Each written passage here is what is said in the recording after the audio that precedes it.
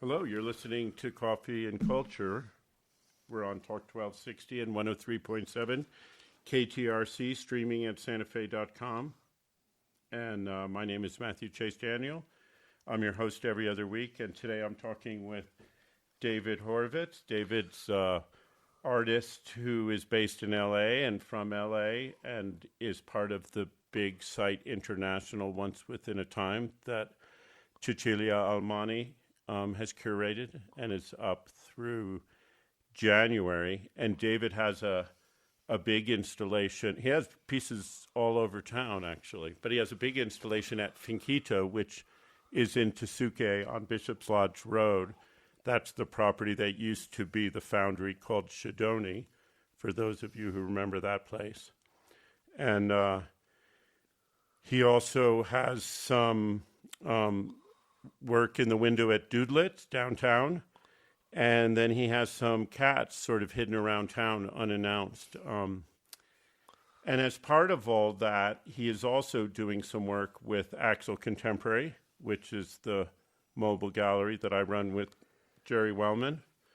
And so the show is, he's here in Santa Fe working on that show with me and Jerry and other people. We'll talk about that in a minute. And then he'll be back for the opening, which is October 3rd, which is a Friday, from 5 to 7 at the shade structure next to the farmer's market, right across the street from Site Santa Fe. So welcome, David. Hello. Good morning. Yeah. Is it morning, actually?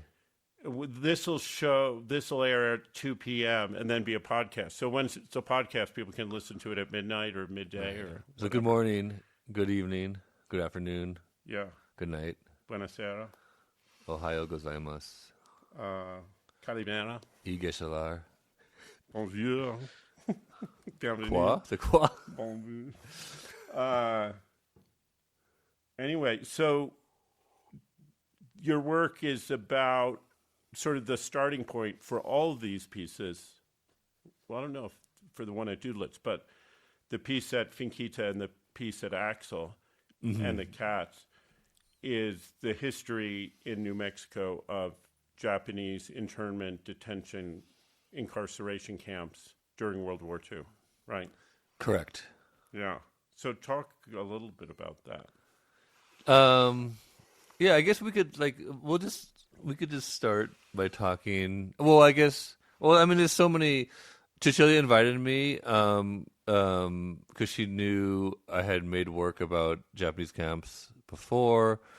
I made a photograph of the night sky shot in eastern Colorado in the camp Amachi in Granada, Colorado, and that's the camp where my grandmother was. I guess actually a lot of family were there, but I always referred to it as my grandmother's camp because I guess I never met my grandfather. He died before I was born. They actually met in camp. He was from Los Angeles, and my grandmother was like a farm girl from Sonoma. Their family originating from Hiroshima, and my grandfather's family originating from Kyushu. Actually, well, I mean, all of a sudden we're just going to go on tangents. No, this is good. This is stuff you haven't even told me before, so I want to hear it. And so they fall in love in camp. They get married not in camp, but after camp in California when she gets back to California. When they both get back to California.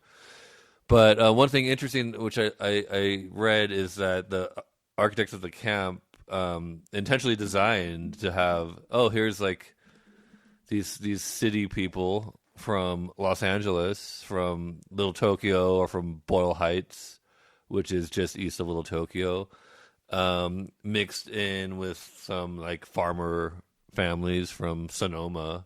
Right. And, so they try to intentionally create maybe some internal conflict within the camp. Because there's much different lifestyle and culture in those different areas. Yeah. And so, you might not, if they were all the same, they might create these kind of like, not necessarily subversive, but like, everyone like in solidarity or everyone working together. So they're trying to create division. And then in that, my grandmother and my grandfather who met, and then I exist. Right. And there was, even with that, them intentionally creating that divisions and tensions, there was still a lot of organizing and education, and people were very aware of situation and international laws and fighting against that. And right as especially in the camps in New Mexico, Yeah. which we can get into. You can Right. tell us about it, or I can. well, you Well- were saying that a lot of the sort of troublemakers from different, because there were camps in California and in all I mean, the camps the camps are everywhere. Like Manzanar is the famous one, and that's in it's basically Eastern Sierras. It's near Mono Lake, sort of near Mono Lake, near just up to 395, California. Death Valley. I don't know if technically it's Death Valley. It might be. I don't know It's the on edge. the borders It's- of Death the whole Valley. Eastern Sierra is very dry compared to the Western Yeah. Sierra, and it's sort of up against the mountains, as I recall. From Yeah, it's a rain shadow. Do you know about Yeah. rain shadows? Yeah. So all the moisture is getting hit on the Sierras, and then I'm not like a weather Right. So the ologist. moisture comes off the ocean as clouds and blows inland, eastern, and then those Sierras are very steep, some of the steepest mountains anywhere. And so as the clouds come, they get pushed up to higher elevation, which condenses the moisture even more, drops rain on the western slopes of the Sierra, and then there's nothing left on the eastern slopes, and so that there's a little hollow. It's like the hollow behind your car when you're driving or something. Well, there's some snow melt, Yeah. and then that gets channeled to Los Angeles, and now Los Angeles can exist because of Owens Valley, Right. Chinatown. The movie Chinatown, right? We could talk about Talk Chinatown. about Chinatown. Yeah, so that was a big water diversion project in the Owens Valley where they took all the water that was being used out there by less people than were in L.A., and they diverted it in aqueducts to L.A. And the north of L.A. to all the agriculture there. And Chinatown. yeah, it's a good movie. Yeah, it's really good. That describes that whole history. Yeah, they go to Catalina. They go to San Pedro. I guess, but I'm talking as if everyone knows this. Catalina is the island off of, you could take a boat there in 2 hours. My friend, could I do a shout out to my friend? Yeah, My please. friend Sam Shoemaker just kayaked from Catalina Island to Los Angeles, to like basically into San Pedro, the port of LA, in a kayak that he grew with mushroom mycelium. He was the first person to kayak the Catalina Channel in a mushroom. So he made a mold Of a kayak. shape, and then grew mushroom in there, big mushroom, and it filled the mold, and then he popped it out of the mold and dried it or whatever. Yeah, I don't know if he dried it or shellacked it. I don't know. Right. We could ask Didn't him. make soup, but he Well, you don't really eat that kind of mushroom. you don't eat. I forget which mushroom he used, but you don't eat the mycelium part. The mycelium is the underground part, and the mushrooms that we eat is the fruiting body. that pops up. Who knows? Maybe there are some mushrooms that we eat the mycelium. I don't know. It's harder to harvest normally. Oh, yeah, that's true. But I guess he could grow That's it true. that way. You can grow it. Yeah. I wonder what that's like. So, and it was seaworthy because mushrooms are spongy, so it held air, and he sat on that and paddled the whole way. Yeah, a whale went under him. That's fascinating. I think it was a fin whale. How far is it? I believe it's 26 miles, but I could be wrong. That sounds right. It could, but it also maybe how long is Catalina? Is Catalina 20? I have this memorized from being a kid. I've never been out there. It's beautiful. Yeah, that's right here. Aren't there like buffalo out there? Yeah, the buffalo. I think came from a movie shoot. Had something to do with Wrigley from Wrigley's Gum. I think maybe Wrigley owned the island, and then at some point they would have too many buffaloes, so they would ship them off in boats. Are there wild boar out there too? Maybe. Maybe not. There are definitely deer, and there's definitely foxes. There's like a special fox on the Channel Islands, California gray fox. But I've there been might out be to the other Channel Island, to the ones off of Ventura, Santa Barbara, Santa Cruz, and they call me wild boar in Europe. That's my name. how did that In come about? Cinghiale. My name is Cinghiale. It's Italian for wild boar. I can't remember. No, I do remember actually, 'Cause but of your beard? it doesn't matter. No, it was. Doesn't matter. Okay. We have to Dorino. go to a break. We're talking about But we didn't talk about the work yet. no, but we will. We're talking with David Horvitz, who's doing a show here with Axel Contemporary and Site Santa Fe, and we're talking about wild boar in Italy, Cinghiale, and we're talking about Catalina, and we're talking about the work he's going to do. But we'll get to that soon. We got to go to break. Bye. We'll be right back. You're back listening to Coffee and Culture. We're on AM radio, Talk 1260, and FM radio, 103.7 KTRC, Sundays just after 2 p.m. I'm your host, Matthew Chase Daniel, every other week. And there's also podcasts of this and other shows that I've recorded. If you look at whatever podcast platform, look for Coffee and Culture with Matthew Chase Daniel. And there's a hyphen between Chase and Daniel. You can find that. Always interesting people. David It's not Sunday. It's on Saturdays and Sundays, just after 2. Today is Friday. Yeah, but it's not this Sunday. It's going to actually be a week from Oh, I'm Sunday. just saying today is Friday, and you said it's Sunday, or okay, Today, we're recording now, but it'll play later. okay. It's not. We're not live. Oh, we're not live. No. I know that. So your parents met at the camp in eastern Grandparents. Colorado. Grandparents. And then did they move to L.A.? Well, I don't like. Well, my grandmother at one point. I mean, I don't know the full. I can't remember. I mean, I've heard there's like stories, and you don't remember it. And I probably wrote them down, and I don't remember where I wrote them down. But I believe, from what I recall, they were in the camp for quite a while after. Maybe not a long time after they were allowed to leave, but her father, so my great grandfather, was dying and actually died in camp. Mm-hmm. And I believe they waited until he died before they left. I mean, it's so sad, he was born in Hiroshima, then, was a farmer in California. They when they were forced to leave their homes, they were in Sonoma, but before that they were I know my grandmother was in Hollister, which is... Where's that? It's like Central California. It's, you know what, Central, I don't even... When people say Northern California, they refer to San Francisco. But Which if you is ever only in the middle. if you ever look at a map, that's not Central. That's Central California. Hollister is like probably maybe it's near like Salinas or something. It's like you drive up the 5 or the 101 and you pass it. So she came back to San Francisco. I mean, she came back to the Bay Area. I mean, she came back to. I mean, she wasn't in the Bay Area. She was in Tamales Bay, which is a different bay.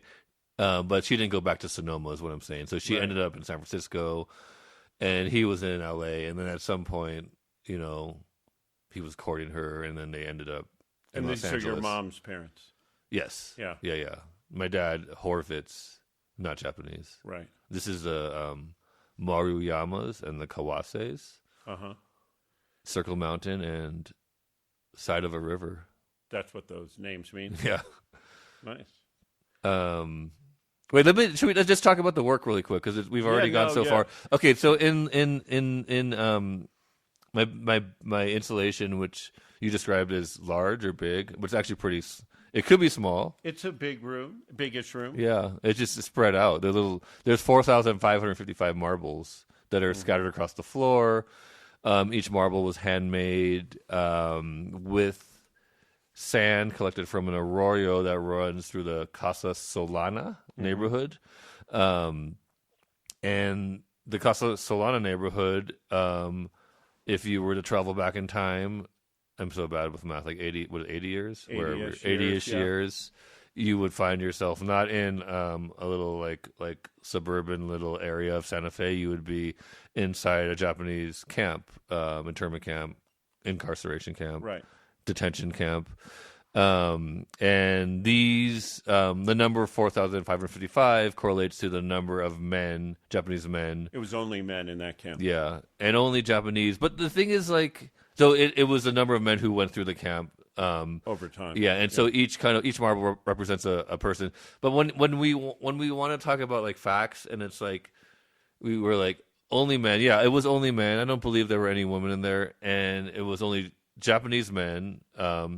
But then, like, you always find these little like stories, like the exceptions. And I read a story. I was in Baja recently, Tijuana, and I read the story of a Japanese, or shall I not, a Mexican man, who was formerly. I don't know if back then you were, because Japan was notorious. You can only have one citizenship. So usually you would give up your citizenship. So he was a Mexican man of Japanese ancestry. Yeah, but I don't know. Maybe he didn't throw away his Japanese passport. Right. You never know. So this man was fishing, I believe, tuna off of the coast of Baja, and this was a few days before Pearl Harbor.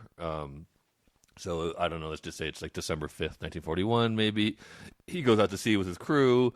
They're catching bluefin tuna, maybe, and then they as usual they go into San Diego to drop off their load, and then I would assume they would then go back to Baja. I believe he was either in Tijuana or in Ensenada, and so while he was at sea, Pearl Harbor happens, and America declares war on Japan. I can't remember. Do you remember which day that happened? I think immediately after, right? I think the next day. Yeah, December 6th or 7th or whenever that Also, was. here's a quote. What day was Pearl Harbor? December 7th, maybe? A day that will live in infamy. But what day was Pearl Harbor in Japan? You mean because it's on the other side Yeah, of the timeline? it's December 8th. I was reading a book, and it was like referring to Pearl Harbor on December 8th, and I was like, my mind was blown. Right. Is today Sunday or is it Friday? So he comes into San Diego, and he's immediately arrested. And he ends up in Santa Fe, and he's not. He's a Mexican citizen. Drop off his stuff. Tuna, yeah. Right. So yeah, okay. We're gonna go into it. Okay. We're going off of somewhere else. I need to tell you something. Yeah. Okay. I need to tell you about the Ensenada fish taco. Okay. When someone talks about Ensenada fish taco, what do you think? I think of I don't know, mahi escabeche. Okay, no. It's fried fish. I forgot what kind of a fish it was, actually. Fried fish. What's on it? What's on top? Maybe a little crema. Yeah. I don't know. Cabbage. So supposedly, I don't even know if supposedly is the right word here. I've read that there are theories that the Japanese are basically not, maybe I wouldn't say created, but because of the Japanese presence in Baja, frying fish like a tempura style. Oh, I see. They're a huge influence on the Baja fish taco. Yeah, and also the cabbage. Why is there cabbage? There are these Russians living in the Valle de Guadalupe, which is just east of Ensenada, and they what do you think they were growing there? Cabbages. Yeah. Yeah. So it's taco is this whole blend of cultures, culture and history, migration, right? And the tortillas with the nixtamal and it's a flour tortilla. Oh, really? Flour tortillas in Ensenada fish tacos? Yeah. Wait, no, it's corn. What am I saying? No, they're usually like super white. Yeah. Oh, I'm so. But that corn wait, we have to edit that out. I did not say that. But usually in northern Mexico, you would have flour tortillas. Yeah. Oh my God. What time is it? It's too early to talk, and I thought it's a corn tortilla. Everyone. No, but also, just like here in New Mexico, we have very specific chili and red chili, green chili, the way enchiladas are made, blue corn tortillas, different things. You go to Texas, and Mexican food is a whole other thing. You go to California, the burritos are full of rice. No rice ever in a burrito in New Mexico. Rice is good. Well, let me tell you. I'll tell you another story. just to distract us from talking about my work. I moved to New York at some point in 2007, on September 11th, 2007, because it was actually, back then, if you flew on September 11th, the flight was a lot cheaper. So I bought my ticket. I moved to New York. I had a girlfriend who was in the band. I kind of grew up going to a lot of music shows. Like art and music kind of blended together. It wasn't a separate thing. And so I was going to a lot of you were in a punk band in high school, if that counts. Yeah. What was it called? I'm not going to tell you. You can't look it up. You could ask ChatGPT. It won't know. And so I was going to punk or post punk, art punk, whatever you want to call it, indie, kind of like art, In like New York. DIY like shows in New York. And I remember we were at, I think it was the Silent Barn or somewhere, and I think it was in Bushwick. This is like 2007 or maybe even earlier because I'd gone to New York a lot to visit my girlfriend, and I remember like, okay, let's go get some tacos. Right. Either after the show or in the middle of the show, and I went with my friends and we went to the place where we got tacos, and then the other kids went to the other place where they got like chimichangas, and I was like, why are you eating that? That's like, that looks disgusting. Right. And then I realized, oh, you're the punks from Texas. Right. And we were like the kids from like LA. LA, and we go to our respective like taco So truck. right. New York represents all the different chilies and Mexican foods. Yeah. Chimichangas are not disgusting. I only say they're disgusting because growing up in LA, and you would get them and served in high school. So that's what that was a my high school cafeteria experience kind of them, and it was anything served in high school. Right. Yeah. I didn't eat any food in high school. I would just eat dessert. Speaking of dessert, Apple pie. can we talk about apple Wait, let's pie? talk about the Oh, work. we got to go to a break. Sorry. We'll be back. This is Matthew Chase Daniel talking with David Horvitz. Okay, that's 2 sections. All right, we're having a lot of fun here on Coffee and Culture. My name's Matthew Chase Daniel. I'm talking with David Horvitz about differences in foods in different regions, and but really about This Dark Rainy Night. And This Dark Rainy Night is the title of a show that David's putting together at Axel Contemporary Mobile Gallery. There's an opening on October 3rd from 5 to 7 p.m. and probably a potluck meal after that. So Let me talk about the potluck. Go for it. So sometimes, I do a lot of art exhibitions, and then a lot of times you have a dinner after the opening, and it's like, it's like sometimes it shows like how much money the gallery has or how much the budget the museum has. But it's like, some like small spaces, oh no, we can't afford to have a dinner. But it's like, yeah, you can. Yeah, you can. You don't have to spend anything. We're going to have a potluck dinner after the opening, and you're all invited. Yeah. So we're going to have tables set up, and bring your food, and you come to the opening, chit chat, and look at the work from 5 to 7, and then at 7 we'll start serving food and hanging out and talking. Bring candles. It should be candlelit. It should be beautiful. Yeah, but it's outside, so bring candles in little mason jars. Right? What are the winds like in October? Variable. It could be a little chilly. Dress appropriately for the weather. Chilly. Red or green? Uh-huh. Okay, I'm gonna. Should we read this poem? Yeah. The time has come for my arrest. This dark, rainy night, I call myself and listen to the sound of the shoes. While the MPs wait, you fill my suitcase and spill your tears. How heavy its weight. I bid farewell to the faces of my sleeping children as I am taken prisoner into the cold night rain. Yeah. So those are poems written about being arrested and taken to the camps. Yeah, by Japanese men who were in New Mexico, incarcerated in New Mexico. Yeah. And I think those are 3 different poems by 3 different men. And the book we found, it didn't actually cite them, but then you found out who it was. But right. But there was Keiho Soga, Tai-san Boku Mori, Sojin Takei, and Muin Ozaki. So there's 4. So I 3 of think those it was 4. those first 3, not Makino Ozaki, but those 3. From what I found, I just Googled around back and forth until I found references. That may or may not be correct. So make sure you cite your poets if you, Yeah. for the future, for when someone makes an art project and doesn't know who wrote that poem. Yeah. Because they're going to screen print the poem onto what? So I'm going to give a brief little description, and feel free to interrupt. So I want you all to go to www.axelart.com and order a pie. And we are selling apple pies, and the apple pies are made with apples picked in Tsuke. And each apple pie also has a ceramic cat sculpture baked with its feet in the pie, sticking out of the pie. And then it is in a cardboard box with a those 3 poems screen printed on the lid of the box. What else is in the pie? What? What else is in the pie? So the pie also has some traditional Japanese culinary ingredients. So it's a Japanified pie made with miso and buckwheat. There's buckwheat in the crust. There's miso in the filling. And why Tsuke? Why Tsuke? So during the time of the Japanese internment camps in Santa Fe, some of the men were allowed to do work outside the camp, specifically to work in the apple orchards in Tsuke.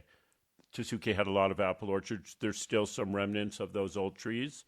And yesterday, David and I and Jerry and people from site and... Yesterday from when this was recorded. Yeah, so that was on September 18th.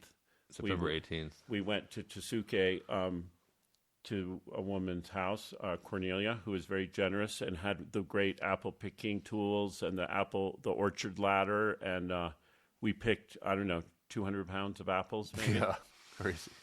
And beautiful Tsuke apples. So the reason we're using the Tsuke apples in the pies that we're selling is we're referring to the labor that the men did outside of the camp. And who made the ceramics? So we had open through our website, email, through Site Santa Fe and Axel, put out the word anyone could come. We did 4 workshops, one at Site Santa Fe, one at New Mexico School for the Arts, and then 2 yesterday at my house. So there were we made around 200 little clay cats. There were 20 students from New Mexico School for the Arts, 11 people at Site Santa Fe, and maybe 15 or 20 people at my house. So each person some people made 1 cat, some people made 10 cats. They're all inspired by this small wood carving that is at the New Mexico History Museum. Maybe you should talk about that. Well, I was just testing to see if you know about the work. Sometimes you ask like the gallerists or the curators, and they actually don't. They don't know? They don't know should anything. I keep going? So I'd love to talk. So in the basement of which is the lower floor, but it's underground. Let's start from the beginning. Okay. I saw a wooden cat. I was told there was a wooden cat. Uh-huh. That was carved by one of the incarcerated men, Reverend Watanabe, who was from Hawaii. A lot of the men in Santa Fe were actually from Hawaii. Right. And I mean from Japan, but living in Hawaii. And then I heard about this cat because Cecilia sent me a photo of this cat. Uh-huh. And then I went with someone from site, Samantha, and we went looking for this cat, and we couldn't find it. And I was like, we looked for it in the entire museum, and then I finally found it. And I was like, oh my God, how is it? It's just like hidden. It's basically in this room at the end, and it's like you look into the room and you don't even see that there's another display case because it's hidden by this sign. It's like a World War II dedicated room, and then you have to go around. It's almost like this history that you kind of don't want to you want to push into the corner. And then I told you to go see it, and what happened? So he told me about it, and he sent me a picture of it, and I went to the History Museum to take another photo or just check it out for myself since I was involved in this show. And I went to the front desk and I said, I'm here to see the part of the site International is there. I want to see that, but I also want to see this wooden cat that was carved by a Japanese camp prisoner in World War II. And the guy said, no, that's not here. And I said, I'm pretty sure it's here. A friend of mine told me he just saw it, so it was here, a couple of weeks ago, and it's probably still here. And he said, no, I don't know of anything like that here. So I insisted. I was like, no, I really pretty sure it's here. So he said, fine. A little annoyed, he called a curator, what he said, who was the chief curator or the director of the museum. And I heard his side of the conversation for a while. And he got off the phone. He said, no, she says, there's not that here. Maybe it was part of a traveling show, but it's gone. I said, okay. Thank you. I'll just go look and whatever. So I looked up and down in this part of the museum, in that part of the museum, upstairs, downstairs, the old building, the new building. And at the very end, I went downstairs through the World War II thing and found this hidden cat in this hidden exhibit down there that the museum doesn't even know that they have. And so I think what you were just saying is it's this interesting like history that we want to forget that's difficult in a hidden place. Because the rest of the World War II exhibit isn't about the camps. It's about patriotism and, other aspects more less shameful than that. So it's this, it has that shameful feel. So we have photos of the cat. We've seen the cat, and we brought photos of that cat to the workshops and asked the participants to be inspired by that to make their cat. And some people made very close replicas, and some people made crazy other cat, all different sorts of cats. These are going to be fired in a kiln and food safe, and baked with their feet in the pie. So every time you buy a pie for $35 at axelart.com, you can pick what date you pick up your pie. There's 4 different weekends. You can pick up your pie on Saturday. If you can't pick it up, then you can contact me, and we might be able to arrange a delivery for $10 or not. But let me know. And it's a random. It's random who gets what cat. So you might get a cat that David here made, or I made, or any other number of people made from the public. Santa Fe public. And for me, it's also this hidden cat is kind of like hidden, in a almost like a cage, like in the museum. And then for me, it's like the cat is escaping. It's like wandering out at night. It's like, where is this cat? I mean, there's also I was inspired by this cat, and I made these clay sculptures with my children in Los Angeles based on the cat that were then cast in bronze, and those are scattered around Santa Fe. I have to interrupt. We have to go to break. We'll be right back. Bye. You're back listening to Coffee and Culture. I'm Matthew Chase Daniel, talking with David Horvitz about cats and pies and Japanese internment camps. We only have 10 more minutes, so maybe we should. So there's the cats, the pies, Tsuke, the camps. Should we talk about Lordsburg? Maybe. I mean, we could there's also one thing. This is a dumb thing to say, but yesterday, someone told me that my piece was really moving, and I thought, well, it's also literally like moving because they're little balls. Because they're marbles, and you can move them around. Yeah. When my kids were here, I mean, it was so fun. Like, I basically.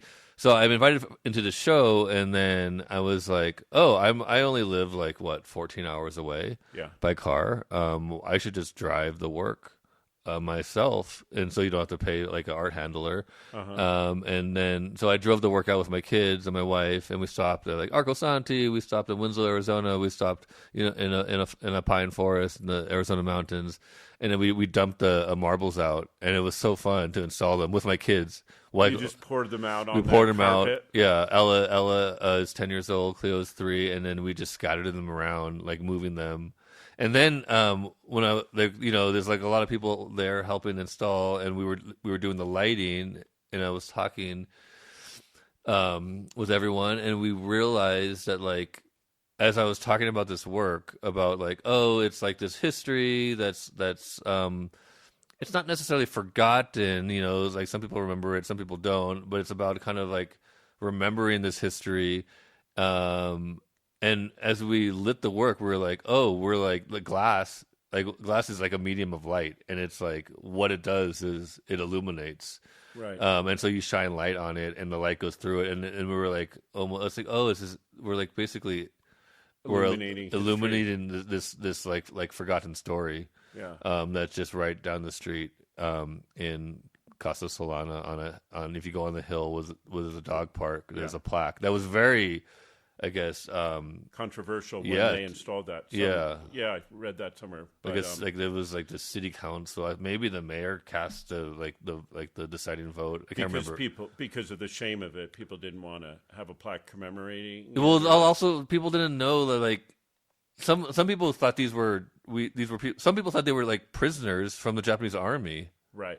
Which they weren't. Right. They were prisoners of war, but their only reason they were imprisoned was because they were Japanese. Yeah. Not because they had done anything in the war. Or what they thought. Because they thought that, these people were fighting against our soldiers in, in the, what do you call the Asian theater or the Pacific theater. Pacific, sorry.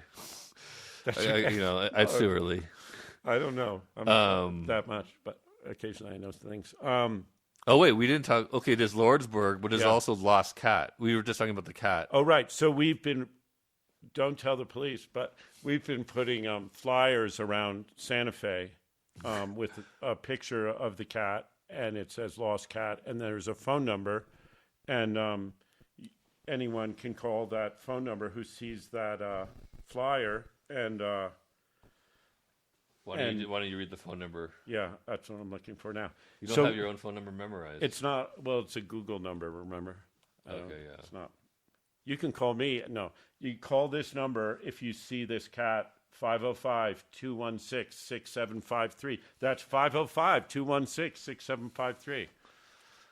And then you'll get a voice recording of me telling the story of the lost cat. Yeah. And then there'll be a little beep. And if you want to leave a message for David or me or anyone, you can say whatever you want after that. That's not really intentional. It's just the way the tech works. So go for it. Okay, before we talk about Lordsburg, I want you to say 3 random words. Pickle, sumptuous, television. Pickle, sumptuous, television. All right. This is a test. Yeah. I'm gonna pay for this. Okay. I will buy a pie to the first person who comes to Axel and says pickle, sumptuous, television. Okay. And I will buy you a pie. So you just say that, and then they'll charge me. Okay. But only the first person, not everyone who Just said the that. first. Yeah. And so you can do that starting October 3rd between 5 and 7 p.m. at the Farmers Market Shade Structure, or you can go to axelart.com. That's AXLEART.com and see where we are on any given day. We're not open 7 days a week, but we are open several days a week until November 1st is the end of the show and the last pie distribution. Should I read from the press release? Yeah, sure. I want to read from the press release just so I don't get any facts wrong. Yeah, we got 5 minutes. This is in the press release for the exhibition. On July 27th, 1942, 147 men were being transferred to the Lordsburg camp. So what we said was there was 2 camps in New Mexico, one in Santa Fe and one in Lordsburg. They were being transferred to the Lordsburg camp from Bismarck, North Dakota. After departing from the train station, they were to walk several miles in the middle of the night under a full moon. I believe it was around 1 or 2 a.m. when the train arrived. 2 men, Hirota Isomura and Toshido Kobata, both from California. I think one was from Terminal Island, was a fisherman. Yeah. Terminal Island is really close to where I grew up. I mean, now it's like a ice Right, their base in L.A. is all on Terminal Island. because there's a federal prison there. Right, they arrested all the Japanese there, put them in internment camps, then weren't allowed really to go back to their homes, from what I understand. Well, Terminal Island was like, if you look at Google Japanese village Terminal Island, everyone, Right. because it was beautiful. It was a There were fishing temples, there were shrines, Right. and now it's like the biggest port of America, Right, and a and federal prison. There's a lot of correspondence between what's happening with ICE now and what was happening with the Japanese people in World War II in the Yeah. American West, I would say. Yeah. Well, also what was happening back then was the arrest of American citizens, Yeah. or the kidnapping, or I mean, it's so there were. I mean, there's so much. Okay, let me finish reading this. Yeah. Sorry. So Hirota Isomura and Toshido Kobata, both from California. The other one was from Brawley. Yeah, which is in the Imperial Valley, which was also a big Japanese farming community. Yeah, it's like right at the Mexican border, directly across from Mexicali, which has a historic Chinatown. Oh, really? I went there recently. Stop digressing. Okay, I'm sorry. Both from California. They were too ill to keep up and trailed behind the other men who were walking. The guard who walked with them shot and killed both men. Their lives disappeared with the desert dew. Yeah. So that's a sad part of the history. So there was They were murdered. these 2 men who were basically murdered. I mean, there's stories that the guard said that they were trying to flee. 2 men who couldn't walk in the middle of the night.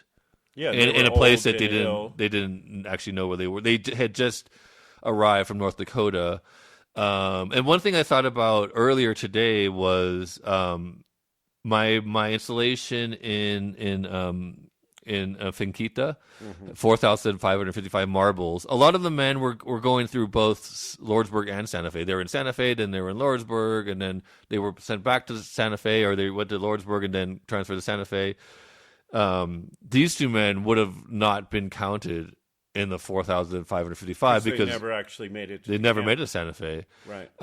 And so then in the exhibition in Axel, I made 2 marbles. This time with earth not collected from Santa Fe, but collected from Lordsburg. Yes. And those 2 are displayed in the truck with other things. Yeah. Will be displayed in the truck. Yeah. So that's part of the exhibition, and please come and see it. Please get a pie. We'll have the pies by pre-order are $35. If you come to Axel and haven't ordered a pie, we may have some more pies available. Those might be a little more expensive, maybe $40 if you don't order it in advance. We also will have slices of pie that you can get. You have a lot to live up to. I'm just saying it all. Half of this may never happen. No, it's all going to happen. Potluck. Some of the